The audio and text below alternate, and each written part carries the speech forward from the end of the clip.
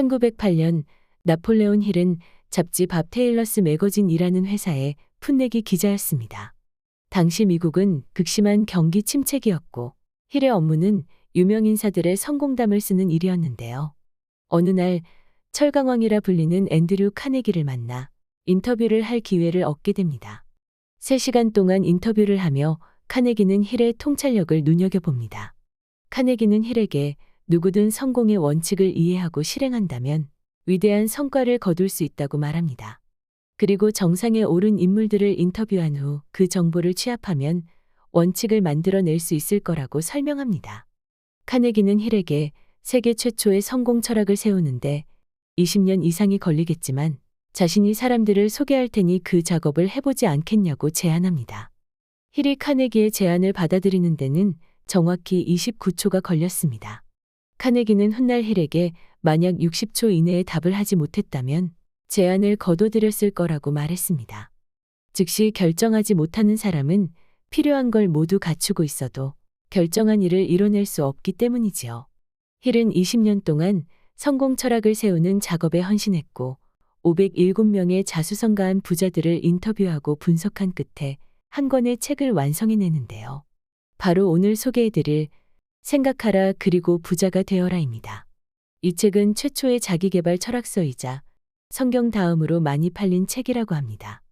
저는 처음 이 책을 읽고 이런 생각이 들었습니다.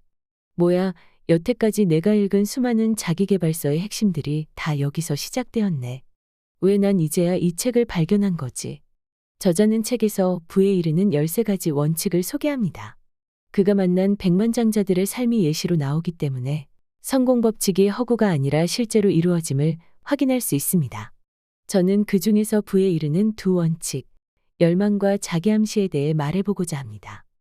많은 사람이 부유한 삶을 꿈꿉니다. 하지만 막연히 소망한다고 부가 찾아오는 건 아닙니다.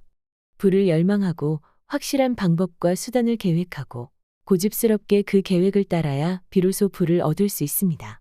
힐은 부에 대한 열망을 재화로 변화시키려면 6단계를 따라야 한다고 말합니다. 첫째, 돈의 액수를 정확하게 정하라. 둘째, 돈을 얻기 위해 어떤 대가를 치를지 정확하게 결정하라. 셋째, 돈을 손에 넣는 날짜를 정확하게 정하라. 넷째, 준비가 되어 있든 아니든 열망을 실행할 계획을 명확히 세우고 일단 행동으로 옮겨라. 다섯째, 지금까지의 내용을 글로 써라. 액수, 날짜, 대가를 간결하고도 분명하게 선언문으로 써라. 여섯째, 이 선언문을 매일 2번씩 큰 소리로 읽어라. 저희 집 벽에도 이 지침을 따라 만든 선언문이 붙어 있습니다. 붙여만 놔도 하루에 한 번은 보게 됩니다. 오며 가며 읽을 때마다 해낼 수 있다는 의지도 생깁니다. 부를 쌓고 싶다면 딱 10분만 시간을 투자해 선언문부터 만들어 보세요. 손에 잡힐 듯한 명확한 목표부터 적는 게 최우선입니다. 그리고 여러분이 적은 그 돈을 이미 손에 쥔 것처럼 보고 느껴야 합니다. 단순히 선언문을 소리내어 읽는 것만으로는 결과가 나타나지 않습니다. 감정이 담기지 않는 말은 잠재의식에 영향을 미치지 못합니다. 여러분의 생각과 말에 믿음이 담겨 있어야 합니다.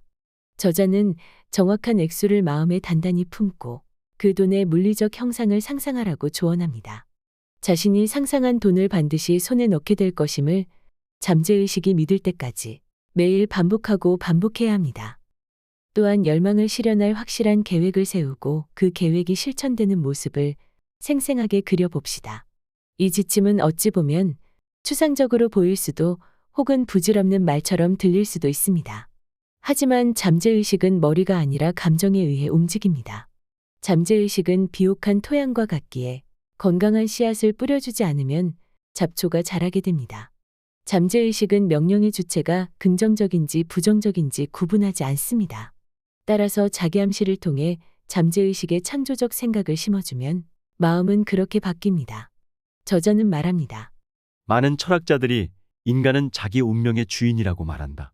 인간이 자기 자신의 주인, 자기 환경의 주인인 이유는 잠재의식에 영향을 미칠 힘을 지니고 있어서다.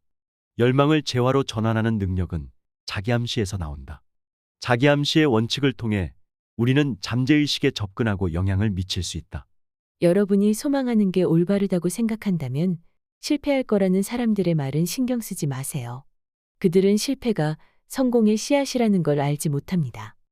1874년 한 아이가 태어납니다. 그는 무선으로 소리를 전송하는 시스템을 개발하겠다는 꿈을 꿉니다. 그리고 어린 나이에 학교를 떠나 전자기파 전송 실험에 전념했습니다. 어느 날 그가 공기 중으로 메시지를 보내는 원리를 알아냈다고 말했을 때 친구들은 그를 정신병원에 입원시켰다고 합니다. 하지만 그가 바로 라디오를 발명한 마르코니입니다. 1912년 타이타닉이 빙산에 부딪혔을 때 마르코니가 발명한 무선통신 덕분에 난파선에서 700명을 구할 수 있었습니다. 여러분이 할 수 있다고 생각하면 여러분은 할 수 있습니다. 오늘 한 권의 책은 생각하라 그리고 부자가 되어라입니다. 감사합니다.